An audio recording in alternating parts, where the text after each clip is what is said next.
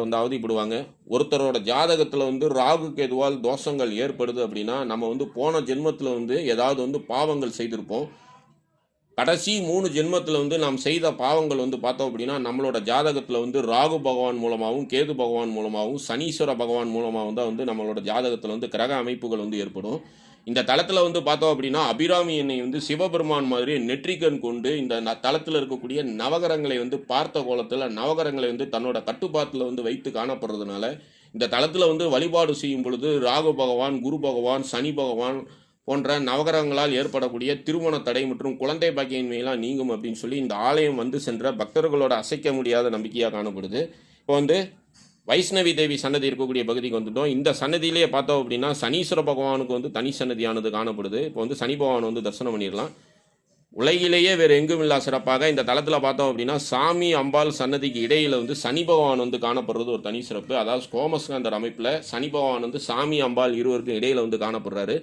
அதே மாதிரி துர்க்கை எண்ணெயும் வந்து காணப்படுறாங்க. சிவ விஷ்ணு அம்சமாக துர்க்கை எண்ணெய் மற்றும் சனீஸ்வர பகவான் வந்து அருள் பாலிக்கக்கூடிய தலம் அப்படிங்கிறதுனால இந்த தளத்தில் அருள் பாலிக்கக்கூடிய இந்த வைஷ்ணவி தேவியும் சனீஸ்வர பகவானையும் வழிபாடு செய்யும் பொழுது தீர்க்க ஆயுசு கிடைக்கும். பெண்கள் இந்த தளத்தில் வந்து இங்கே இருக்கக்கூடிய இந்த வைஷ்ணவி தேவியை வழிபாடு செய்யும் பொழுது தங்களோட கணவரோட ஆயுள் வந்து நீடிக்கும். தீர்க்க சுமங்கலி யோகம் வந்து கிடைக்கும். வெள்ளிக்கிழமை செவ்வாய்க்கிழமை வரக்கூடிய ராவுகால வேலையில் மற்றும் ஞாயிற்றுக்கிழமை வரக்கூடிய ராவுகால வேலையில் இந்த தளத்தில் இருக்கக்கூடிய துர்க்கை எண்ணெய் தீபமெற்றி வழிபாடு செய்யும் பொழுது சகல விதமான ஐஸ்வர்யங்களும் நமக்கு வந்து கிடைக்கும். ராகு தோஷங்கள் ஏதாவது இருந்ததுன்னா அந்த ராகு தோஷம் அனைத்தும் நம்மை விட்டு நீங்கும். ஜம்மு காஷ்மீரில் இருக்கிற அமைப்புலேயே வந்து இந்த தளத்தில் வந்து வைஷ்ணவியாக சாமி அம்பாளுக்கு இடையில வந்து அன்னை வந்து அருள் பாலிக்கிறது தனி சிறப்பு.